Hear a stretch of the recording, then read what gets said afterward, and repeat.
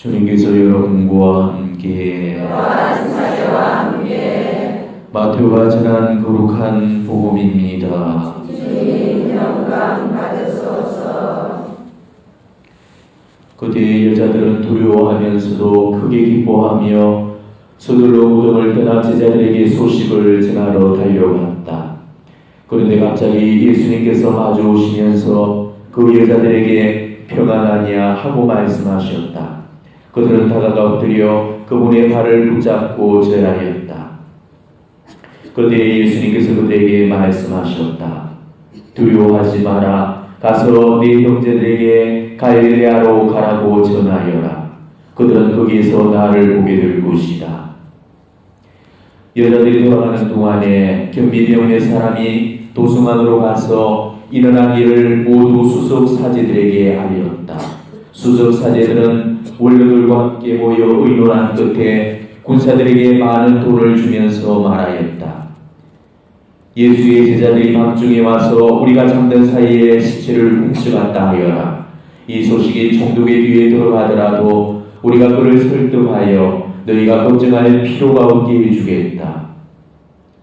경비병들은 돈을 받고 시킨 대로 하였다. 그리하여 이 말이 오늘날까지도 유다인들 사이에 퍼져 있다. 주님의 말씀입니다. 그리스도님 찬양합니다.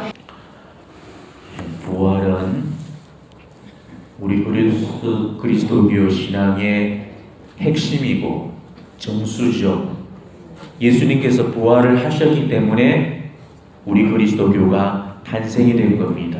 물론 성령 강림을 통해서 교회가 시작되기는 했지만은 결국 부활 신앙의 이 기초 위에 우리 교회가 세워진 거죠.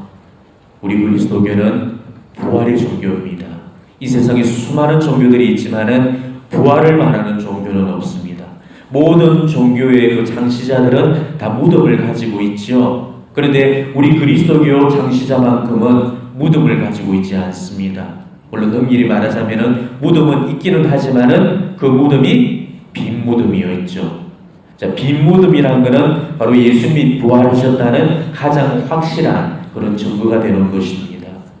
그리고 바로 그 빈 무덤이 이 다른 종교와 구별되는 우리 그리스도교만의 그런 특징이라는 거죠. 만일 예수님의 신체 중에 뼈 조각 하나, 머리카락 한 올이라도 발견이 되었다, 그렇다면 그리스도교는 아마 가짜가 되고 말았을 겁니다. 그렇지만 그 어디에도 예수님 죽음의 흔적을 찾아볼래야 찾아볼 수가 없죠. 왜냐하면 예수님께서는 참으로 부활하시기 때문입니다.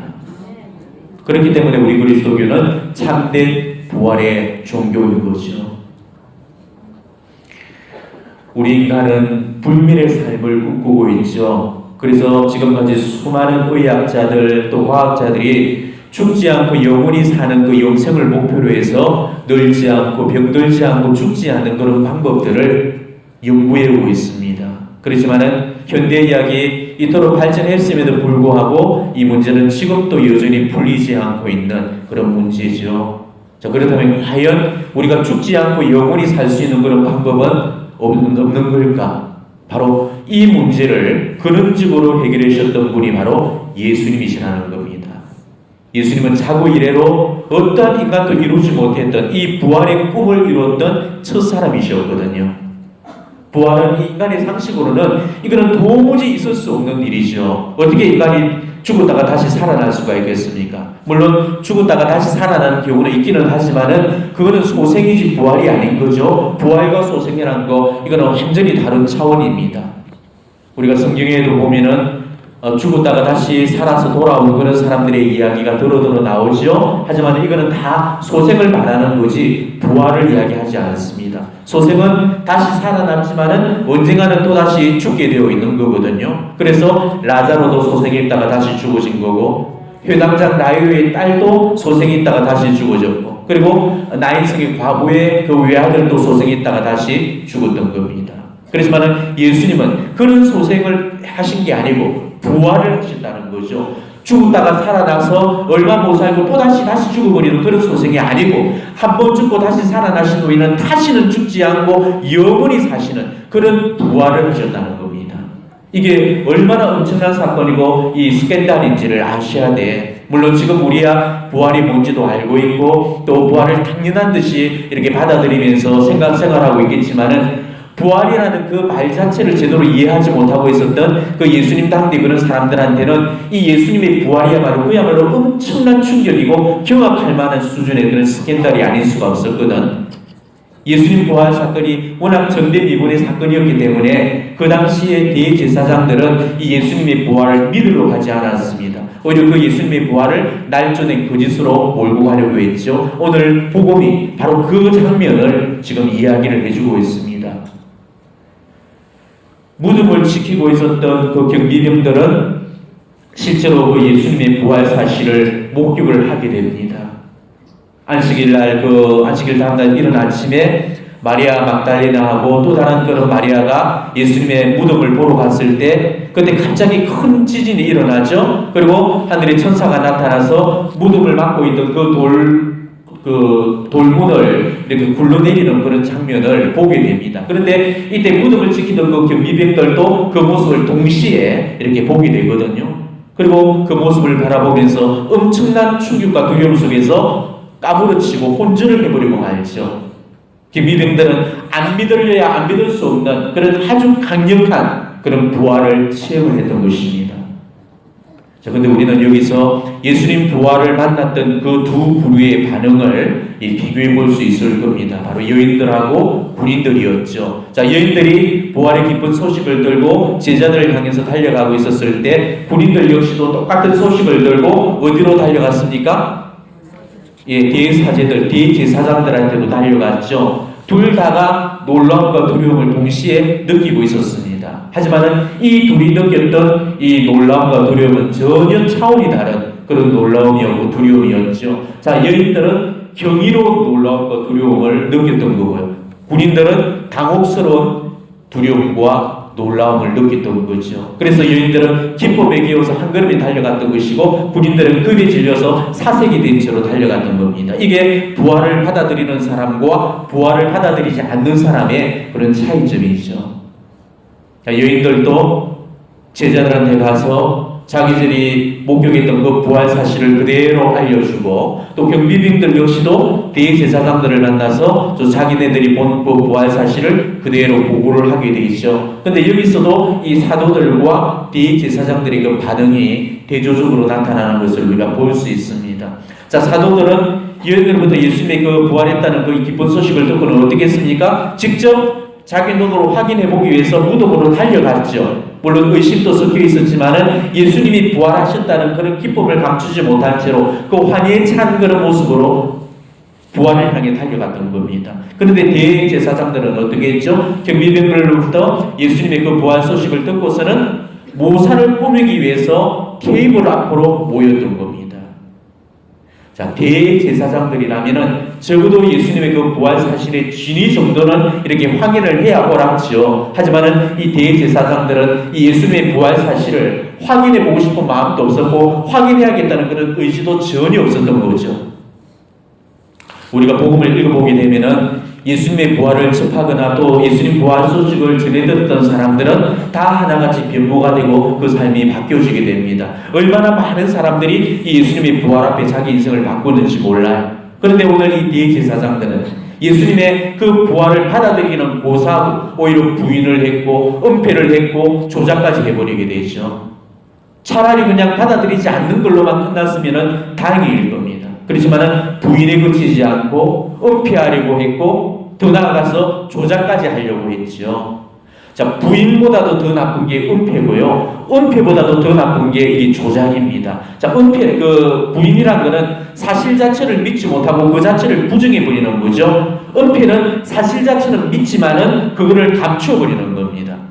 조작은 사실 자체를 아예 거짓으로 만들어 버리는 거죠. 그러니까 부인은 범죄가 아니지만은 이 은폐나 조작은 이거는 범죄 행위죠. 은폐보다도 훨씬 더 질이 나쁜 범죄가 바로 이 조작이었습니다. 그러니까 대제사장들은 바로 그런 파렴치하고 그런 극악무도한 범죄를 범하고 말았던 겁니다. 이처럼 대제사장들은 악랄하고 비열한 그런 방법으로 예수님 부활의 진실을 덮으려고 했죠. 그래서 흉계를 꾸미고 경비병들을 돈으로 매수를 해서 입을 털어막으려고 했습니다.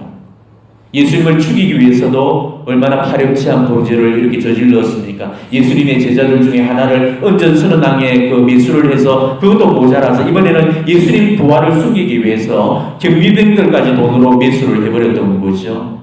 그리고 자기들이 완벽하게 그 모사를 꾸몄다고 그렇게 생각을 해버렸을 겁니다.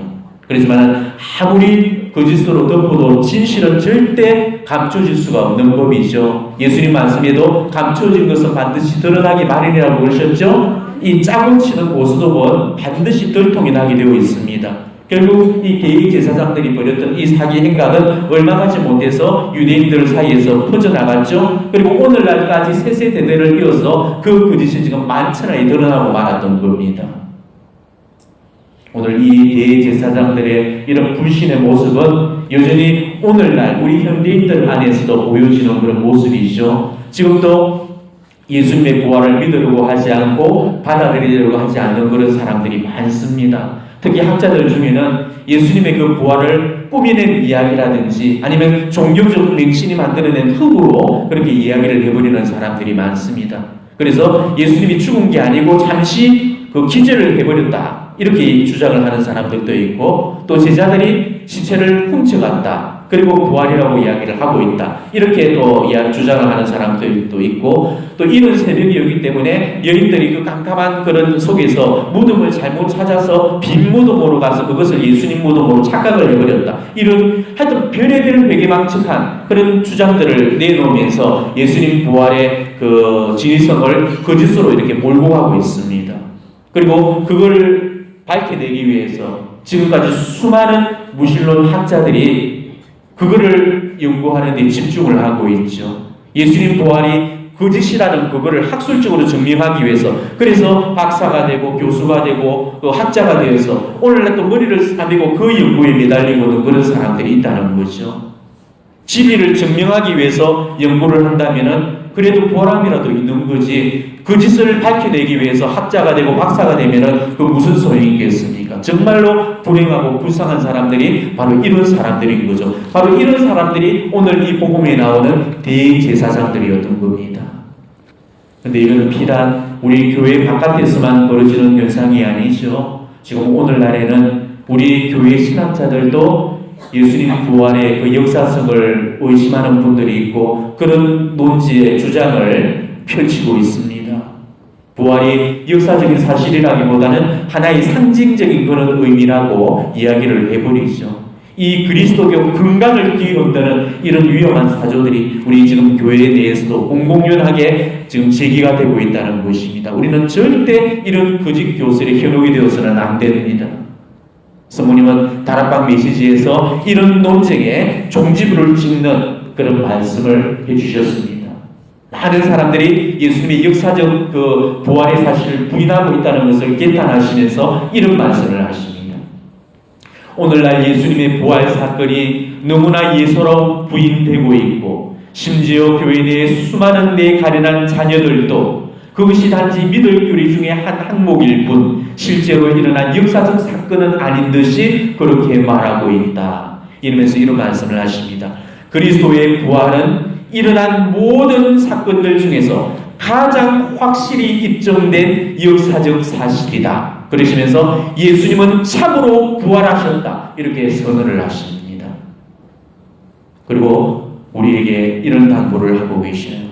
그분 부활의 역사적 사실을 부정하거나 의심하는 사람들이 많은 이 시대에 너희는 이 놀라운 사건을, 부활하신 그리스도를 힘차게 선포하고 용감하게 증거하여라, 이런 당부를 남기십니다. 예수님 성모님은 지금 우리에게 부활의 증인이 되어줄 것을 요청하고 계시는 거죠. 부활의 증인이 되어야 된다는 것, 이거는 부활 시기를 살아내야 될 그런 우리들한테 대단히 중요한 그런 과제가 될 겁니다.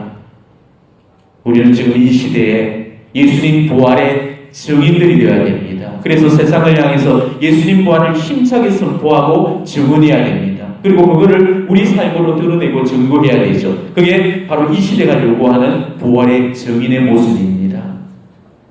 이 세상은 예수님의 부활을 믿으려고 하지 않습니다. 더 이상 하느님을 받아들이려고 하지 않지요. 천국과 지옥도 믿으려고 하지 않습니다. 사탄밖에도 없다고 말을 하고 있고 심판과 영생 영벌도 믿으려고 하지 않습니다. 지금 이게 우리 시대의 비극이죠. 근데 거기에 비한다면은 지금 우리는 얼마나 행복한 사람들입니까? 우리는 부활을 알고 있고 또 부활을 믿고 있죠. 이 부활을 알고 있고 부활을 믿고 있는 것만큼 큰 은총과 축복이 어디가 있겠습니까?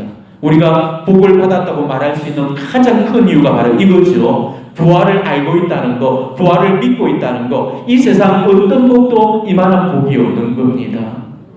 적어도 우리는 예수님 부활을 받아들이고 있고 또 예수님이 부활하시기 때문에 우리도 부활하리라는 그런 희망을 갖고 있거든. 예수님도 분명히 말씀하셨죠. 나는 부활이요 생명이다. 나를 믿는 사람은 죽더라도 살고 또 살아서 나를 믿는 사람은 영원히 죽지 않을 것이다. 너는 이것을 믿느냐? 말씀하셨죠. 자, 여러분도 이 사실을 믿고 있죠? 네. 그래서 우리가 행복한 거예요.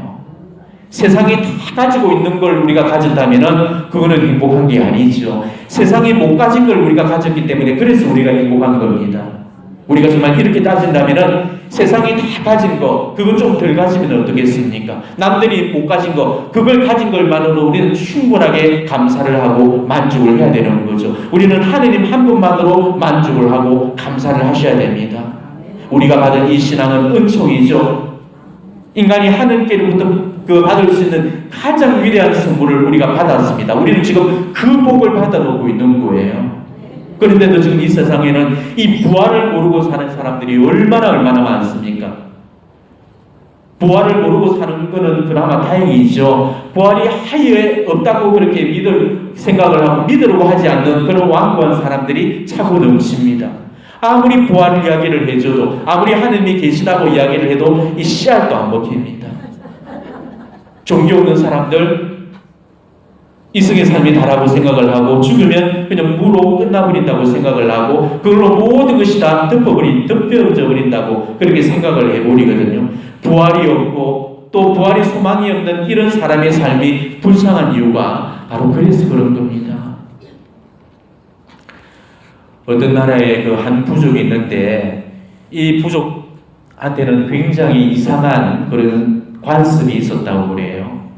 이 파티를 할 때 관을 준비를 해서 그 속에 수의를 입혀놓은 그런 인형을 눕혀놓는다고 그럽니다. 그리고 한참 그 파티가 무르익게 되면은 이 파티를 열었던 주인이 그 관 뚜껑을 열어제치고 그 속을 보여주면서 이렇게 소리친다고 그럽니다. 우리도 언젠가는 저렇게 관 속에 들어갈 건데 그러기 전에 더 잘 보고 더 재미있게 놀다가 죽읍시다. 잔뜩 쌓아만 놓고 먹지도 못하고 놀지도 못하고 죽으면은 얼마나 억울하고 분통하겠습니까? 이렇게 외치고 나면은 모두가 미친 듯이 먹고 마시면서 그렇게 날뛰면서 축제를 흥을 돋운다고 그렇게 해요.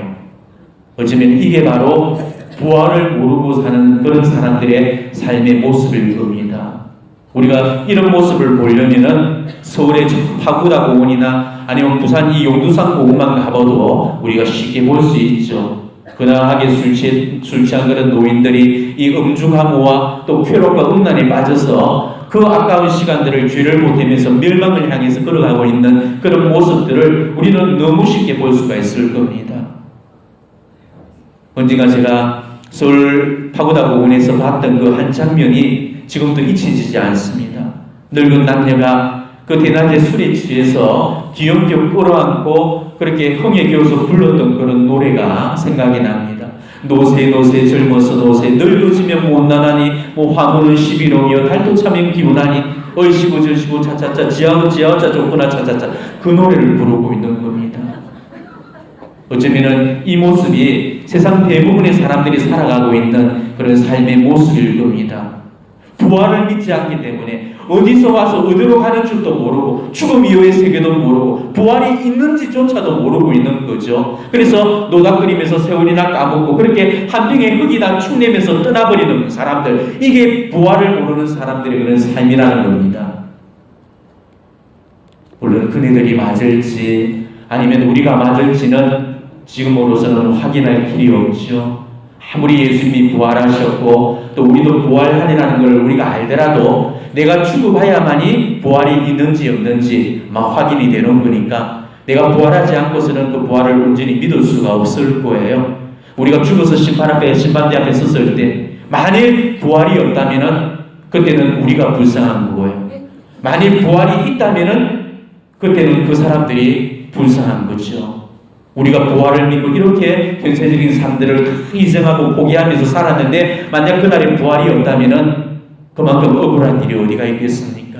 근데 그때 진짜로 부활이 있고 영생이 있다면 그 사람들보다도 더 비극적이고 불쌍하고 불행한 사람은 없을 겁니다. 그렇지만 절대 그런 일은 없을 거라는 거죠. 바로 그 때문에 예수님이 우리를 위해서 부활해 주신 거니까요. 예수님은 정말 우리 인생에서 가장 풀 수 없는 그 문제를 풀어주셨습니다. 자, 우리 인생에서 가장 풀 수 없는 문제가 어떤 문제죠? 돈 벌고 자식 키우는 그런 문제인가요? 아니죠. 우리 인간이 절대 풀 수 없는 그 두 가지 문제, 바로 죄와 죽음의 문제입니다. 인생에는 우리가 이러지도 저러지도 못하는 여러 가지 그런 그 문제들이 분명히 존재하죠. 그 중에서도 우리 인간이 절대 넘어설 수 없는 그런 불가능의 장벽이 있습니다. 그게 바로 죄와 죽음의 문제라는 거죠. 이거는 도저히 인간 스스로는 풀려고 해야 풀 수가 없는 겁니다. 이 세상 누구도 죄와 죽음의 문제를 해결할 수 있는 사람은 없죠. 자, 여러분 중에서도 이 문제를 혼자 힘으로 해결할 수 있을 사람이 있겠습니까? 우리 인간 실존으로는 이거는 절대 불가역적인 그런 한계입니다. 우리가 아무리 잘 살아도 죄로부터 벗어날 수 없다는 것. 우리가 아무리 잘 살아도 어디서 와서 어디로 가는 줄을 모른다는 것. 그래서 공자도 제자들로부터 그 죽음 이후의 세계를 질문을 받았을 때 뭐라고 이야기를 했습니까? 삶도 다 모르는 내가 죽음을 어찌하리요? 그러면서 그런 대답을 했다고 그러잖아요. 그러니까 스스로 그 죄와 죽음의 문제를 풀 수 없다는 것. 우리 인간으로 태어나서 이만큼 비극적이고 이만큼 비참한 일이 어디가 있겠습니까? 이걸 모르고 우리가 산다면은 우리 인간이 짐승이나 벌레와 무슨 차이가 있겠어요? 우리 인생에서 죄와 죽음의 문제만큼 이만큼 절박하고 간절한 것은 없죠. 근데 세상 사람들한테는 이런 절박함이나 이런 간절함이 없다는 겁니다. 자기가 어디서 와서 어디로 가는지를 물어야 되고 정말 인간으로서 잘 사는 것이 어떤 건가를 물어야 되는데도 많은 사람들이 지금 이 물음을 묻지 않는다는 거죠. 가장 중요한 물음인데도 이 물음을 지금 외면해버리고 있다는 것입니다. 세상 사람들이 불쌍한 이유가 바로 이거죠. 이 물음을 묻지 않기 때문에 그래서 예수님을 찾지 않는다는 것입니다.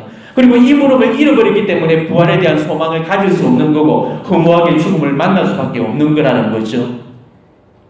인생을 예수님 없이 걷게 되면은 결국 그 인생은 실패로 끝이 나게 됩니다. 아무리 그 사람이 화려한 성공을 거두고 아무리 큰 업적을 남겨놓더라도 예수님 없는 삶은 실패된 인생입니다. 우리 인생에서 성공은 예수님을 잡는 거고 우리 인생에서 실패는 예수님을 놓치는 겁니다. 예수님만이 지금 우리 인생의 정답을 주고 계시거든요.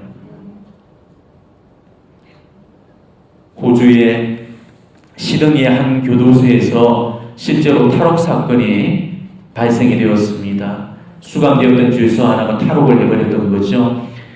매일 일정한 시간에 이 교도소로 들어오는 그 빵 배달차를 보면서 이 범행을 꾸리게 됩니다. 그리고 어느 날 감시가 소홀한 그런 틈을 타서 몰래 그 차에 숨어드는 데 성공을 합니다. 그리고 교도소 문이 열리면서 탑차는 자유를 향해서 달려갔죠. 그렇지만은 밀폐된 그 차는 그야말로 지옥이었습니다. 산소도 부족했고 숨이 턱턱 막힐 지경이었습니다. 온몸이 땀으로 범벅이 되었지만은 곧 펼쳐질 그런 자유를 생각하면서 그 고통을 견뎌냈죠. 마침내 한참을 그렇게 가던 차가 어느 장소에 이제 멈춰 서게 됩니다. 그리고 문이 열리고 또 직원들이 망상자를 분주하게 나르기 시작을 했습니다.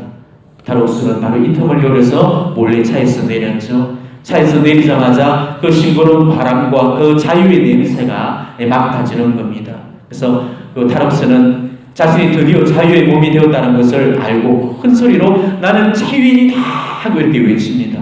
근데 바로 그때 어디선가 사람들이 하나 둘씩 모여들면서 자기 주변을 매곡이 다 둘러싸는 거였습니다. 그리고 자기를 굉장히 한심하다는 듯이 그렇게 지켜보고 있는 거였죠. 근데 가만히 보니까 그들이 입고 있는 그 복장이 낯설지가 않았습니다. 한결같이 구줄근한 그런 옷차림에 이 가슴팍에는 수임번호가 새겨져 있었던 거죠. 바로 그 탈옥수가 도착한 곳은 어느 다른 교도소 후내였던 거죠. 때마침 이제 점심시간이었기 때문에 모든 죄수들과 그 교도관들이 나와 있었고 바로 그 모습을 지켜보고 있었던 겁니다. 근데 결국 그 탈옥수는 다시 붙들려서 먼저 있던 그런 감옥으로 보내지고 맙니다. 그리고 이번에는 독방이 감금이 되고 더욱더 그 감시가 이제 강화가 되어서 더 이상 두 분 다시는 탈출을 시도하지 못했다고 그럽니다. 정말 웃기는 이야기지만은 이야기는 한편으로는 정말 스글픈 이야기죠.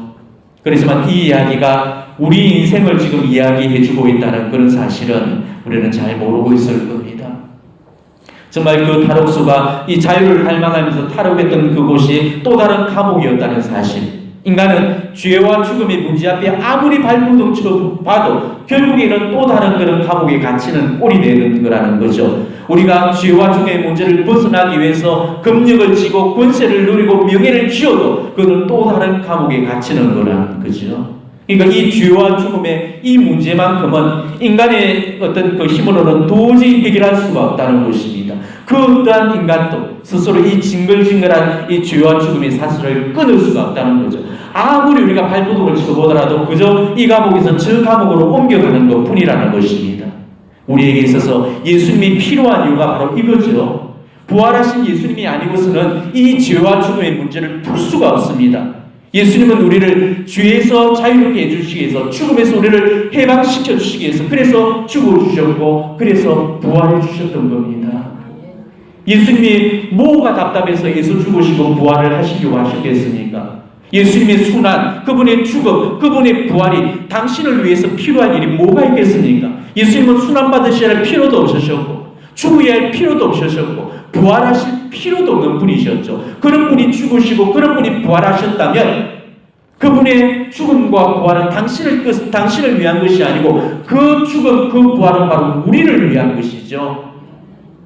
예수님이 당신을 위해서 부활하신 것이 아니고 우리를 위해서 부활해 주셨다는 것. 그래서 정말 우리가 부활을 기뻐해야 될 이유가 바로 이거라는 거죠. 그래서 예수님이 우리를 위해서 부활해 주셨습니다 하고 우리가 인사를 나눴던 거죠. 그 때문에 우리한테서 부활이 좋은 거고 그래서 부활이 즐거운 겁니다. 그래서 우리가 부활의 축하 인사를 나눌 수가 있다는 거죠. 만약 그 부활이 내게 아니고 그냥 나하고는 아무런 상관이 없는 거라면 예수님이 부활했는데 굳이 내가 좋아할 이유가 뭐가 있겠습니까? 예수님이 부활하심으로 인해서 우리도 부활할 수 있게 되었기 때문에 그래서 좋은 거잖아요. 예수님 부활이 예수님만의 부활로 끝난 게 아니고 모든 인류들에게 이제 부활의 새 시대를 알리는 그런 신호탄이 되어졌다는 겁니다. 이제 예수님의 부활로 말미암아서 우리도 그 부활을 가질 수가 있었던 거죠. 이게 얼마나 감사할 일이고 이게 얼마나 고마워해야 될 일인지를 우리는 아셔야 돼요. 우리는 아마 죽어야만 이 부활의 승부를 온전히 이해할 수 있을 겁니다. 예수님 이전만 해도 인류는 원죄의 죄로 말미암아서 천국에 들지를 못했죠. 그래서 구약의 성조들, 또 예언자들, 또 의인들까지 단 한 사람도 부활을 못하고 있었습니다. 죄인들은 모조리 다 멸망을 했죠. 성조들과 의인만이 이 고성소에 머물르면서 그 복된 희망 속에서 예수님이 오실 날만을 학수고대하며 기다려왔습니다. 그래서 복음에서도 예수님께서 그 당대의 사람들을 향해서 분명히 이런 말씀을 하셨어요. 너희의 눈은 볼 수 있으니 행복하고 너희의 귀는 들을 수 있으니 행복하다. 이러면서 많은 예언자와 의인들이 너희가 보고자 하는 것을 보고자 갈망하였지만 보지를 못하였고 너희가 듣는 것을 듣고자 갈망하였지만은 듣지를 못하였다. 이렇게 말씀을 하셨잖아요. 예수님 이전에 의인들을 두고 하셨던 말씀입니다. 그러니까 이 구약의 의인들이 고성소에서 기다려왔던 그 세월들, 그 고통의 세월들을 한번 상상해 보십시오. 이 저승의 하루가 이승의 천년과도 같다는데 그 장구한 세월을 얼마나 애타게 기다려왔겠습니까? 그래서 예수님이 돌아가시고 제일 먼저 하신 일이 뭐였습니까? 고성소로 내려가셔서 의인들을 가둬두고 있던 그 저승의 문을 여시고 그들을 모조리 천국으로 데려가신 일이셨잖아요.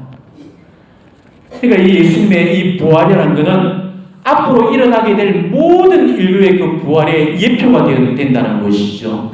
만약 그러지 않고 예수님만 탈랑 부활하고 그것으로만 끝내버렸다면 그 부활은 우리한테서는 그 어떠한 기쁨도 아마 축복도 되어지지 못할 겁니다. 과실나무를 한번 생각해 보십시오. 달랑 한 개만 열고 많은 그런 과실나무는 없죠. 열매가 어느 가지의 끝에 하나가 딱 열리기 시작하면은 그때부터는 이 가지 저 가지 마구마구 그 열매들이 열리기 시작을 하죠. 마찬가지로 예수님을 시작으로 그 생명의 나무에서 부활의 열매가 달리기 시작을 했던 겁니다. 그리고 그때부터 하나 둘 주렁주렁 달려나가기 시작을 했죠. 그래서 예수님을 부활 제1호라 해서 부활의 첫 열매라고 우리가 부르고 있는 겁니다. 우리는 오늘 이 대제사장들처럼 아마 예수님의 부활을 의심하지는 않을 겁니다. 그렇지만 부활을 한다고 해서 그걸로 끝나버려서는 안 됩니다. 부활이 있다는 것을 우리가 알게만 하면 뭐 하겠습니까? 내가 부활을 살지 못하고 내가 부활이 증명되어지지 못하는 그런 부활이 과연 나한테서 무슨 의미가 있겠습니까? 부활은 아는 게 아니고 사는 게 중요한 거죠. 자, 예수님의 무덤을 지켰던 그 경비병들도 부활을 알았고요. 대제사장들도 부활을 알았죠. 그런데도 그들은 삶이 바뀌어지지 않았습니다. 오히려 경비병들은 돈으로 양심을 팔아버렸죠. 대제사장들은 숨기기에 급급해서 조작질을 해버렸죠. 어쩌면 이게 부활을 받아들이지 않는 그런 사람들의 모습이라는 것입니다. 제자들 역시도 다를 바가 없었죠. 제자들도 다 부활을 알고 있었습니다. 하지만 제자들은 부활하신 예수님을 보고서도 변화되지 못했습니다. 예수님 부활을 알고서도 다락방에서 나오지를 못했죠. 정결을 고사하고 그 다락방에 숨어서 문빗장을 걸어 잠그고서도 오들오들 떨고 있었습니다. 이게 성령 강림 이전의 제자들의 모습이었거든요. 어쩌면 이게 바로 부활을 살아내지 못하는 그런 우리들의 모습일 수도 있다는 거죠. 우리는 토마스의 불신앙 이야기를 알고 있을 거예요. 토마스만이 예수님의 부활을 목격하지 못했죠. 그리고 나중에 제자들이 합류했을 때 다 부활을 봤다고 이야기했을 때 토마스는 예수님의 부활을 의심을 해버렸지 않습니까? 왜 제자들의 이야기를 들으면서 토마스가 예수님의 부활 사실을 의심했을까? 여러분 정말 이거 한번 깊이 묵상을 해보셔야 됩니다. 바로 제자들한테서 그 어떠한 예수님의 부활의 흔적도 발견할 수가 없었기 때문이었죠. 야, 정말 예수님 부활하신 거 맞아? 예수님 부활하신 거 너희들 진짜 본 거 맞아? 예수님 부활하신 거 맞다면, 예수님이 진짜 부활하신 걸 봤다면 너희들 얼굴 표정이 다 왜 그래? 왜 다들 이렇게 우거지상이야? 예수님 부활하셨다며, 예수님 부활하신 거 너희들 봤다며, 그러면 너희들 지금 기뻐해야 될 거 아니야? 너희들 얼굴에 지금 미소가 번져야 될 거 아니야? 그리고 너희들 지금 여기서 뭐 하고 있어? 예수님 부활하셨다면 밖으로 뛰쳐나와서 예수님 부활하셨다고 외쳐야 될 거 아니야? 그런데 너희들 여기서 지금 뭐 하고 있어? 나는 지금 너희들 이런 모습을 보면서 예수님 부활하셨다가 도저히 내 눈으로는 믿지 못하겠어. 이렇게 이야기를 하는 거죠. 때문에 토마의 불신앙을 의심하기 전에 어쩌면 부활신앙을 보여주지 못했던 그 제자들한테서 우리는 그 원인을 찾아야 된다는 거죠. 우리는 다들 부활의 증인들입니다. 세상 앞에 예수님이 부활하셨다는 걸 증언해야 될 그런 사람들이죠. 그런데도 우리가 예수님 부활을 의심하고 예수님의 그 부활의 확신을 가지지 못해서는 안 되는 거죠. 대제사장들처럼 그 예수님의 부활을 세상 앞에서 드러내지 않고 이렇게 숨기고 감춘다면 그거는 결코 부활의 증인들이 살아야 될 그런 모습들이 아닌 거죠. 예수님께서 참으로 부활하셨습니다 하라고 이 세상 앞에 힘차게 증언하고 외칠 수 있는 그런 사람들이 되어야 된다는 것입니다. 누구를 만나든지 어떤 사람들 앞에서도 말로서 힘차게 증언을 해줘야 되는 거예요. 이게 부활의 증인들의 모습입니다. 그리고 이 부활을 말로서만 선포해서는 안 된다는 거죠. 말로서 선포가 되어야 되겠지만은 우리의 표정으로, 우리의 표양으로, 우리의 삶으로 그것이 보여져야 된다는 것입니다. 부활의 흔적이 우리 낯빛을 통해서 드러나줘야 되는 거고, 우리 내 손과 발이 부활의 모습을 보여줘야 된다는 거죠. 제자들이 그 부활의 모습을 표정으로 보여주지 못해서 그 토마가 그 부활의 그 신앙을 불신을 해버렸듯이 내가 표양으로 부활의 모습을 드러내주지 못한다면 이 세상 사람들은 예수님의 부활을 받아들이고 하지 않을 겁니다. 내가 예수님의 부활을 체험한 걸 세상 앞에 보여줘야 그때 비로소 세상이 그 부활의 예수님을 믿을 수가 있을 거예요.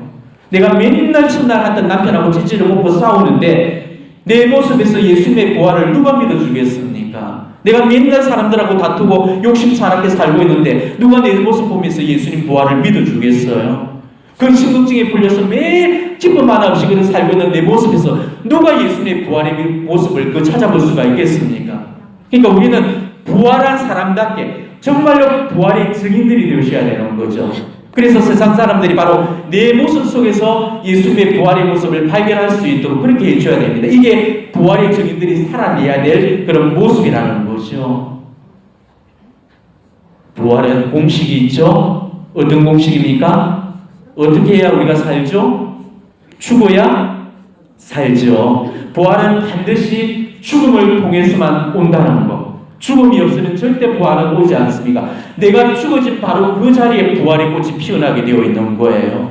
우리는 그래서 부활을 욕심내기 이전에 먼저 죽는 법부터 배우셔야 됩니다. 죄에서 죽으시고 욕심에서 죽으시고 이기심에서 죽으시고 교만에서 죽으시고 우리는 자꾸 죽어져야 됩니다. 그게 우리 삶에서 부활을 일어나게 하는 그런 방법이 되는 거예요.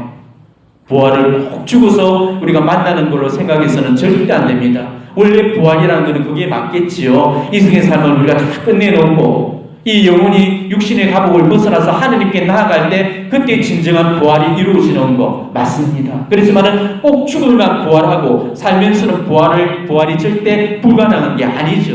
살면서도 얼마든지 우리는 부활할 수가 있는 겁니다. 부활을 우리 삶 속에서 살려내야 되는 거죠. 이게 부활신앙입니다. 이 부활신앙을 갖고 살아가는 게 곧 부활의 삶인 거죠. 우리가 이 부활 시기에 살아내야 될 우리 삶의 모습도 바로 이런 모습이에요. 살아서 부활을 만나지 못하는 사람은요, 죽어서도 부활을 만나지 못합니다. 살아서 부활을 만나는 사람만이 죽어서 부활을 만날 수가 있는 거죠. 생각해 보시죠.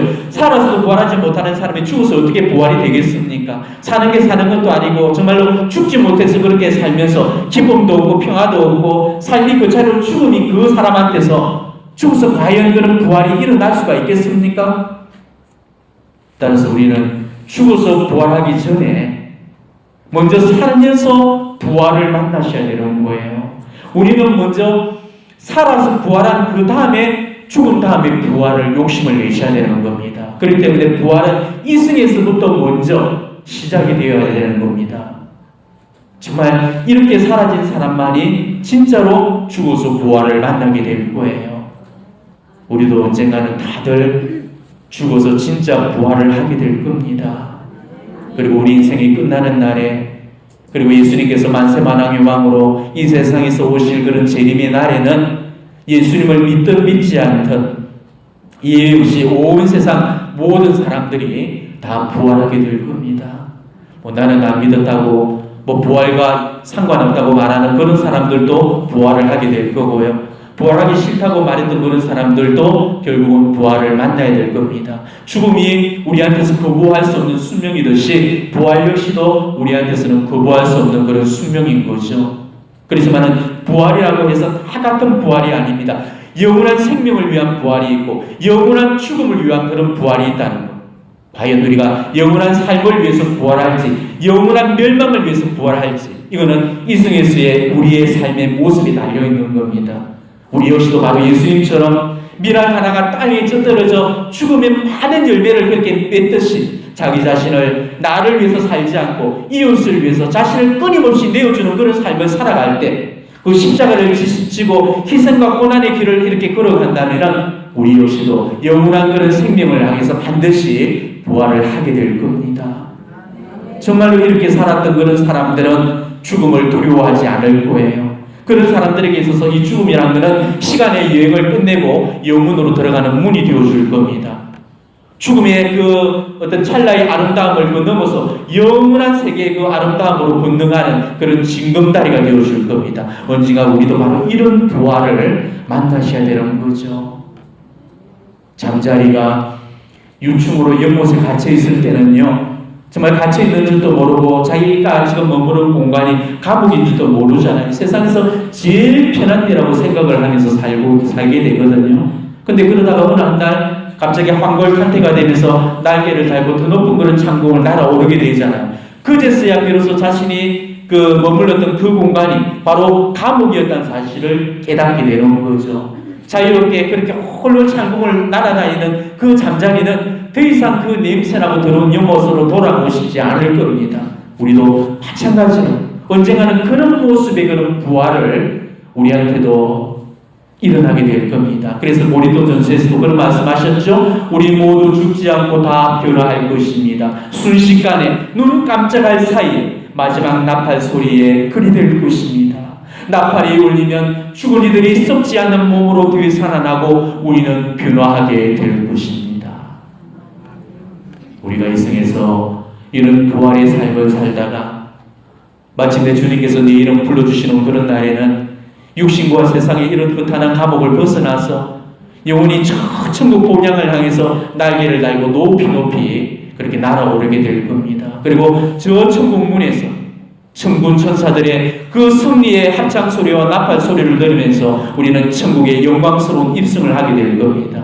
그리고 정말로 속량받은 자들이 입게 되는 어린 양의 피로 빨아진 그 순백이 새하얀 옷을 우리 주님께서 친히 우리 몸에 입혀주실 겁니다. 그리고 주님께로부터 충실한 종들이 받아 쓰게 될 그 영광된 그런 멸관도 분명히 받아 쓰게 될 겁니다. 그리고 이 생에서 우리가 겪었던 모든 수고로 우리를 위해서 우리가 주님을 위해서 겪었던 그런 시련과 그런 어려움들을 주님은 낱낱이 다 보상해 주실 겁니다. 그래서 우리 눈에서 모든 눈물을 다 닦아 주실 것이고 다시는 죽음도 없고 다시는 슬픔도 다시는 울부짖음도 다시는 괴로움도 없는 그런 묵시록의 시대를 우리는 맞이하게 될 겁니다.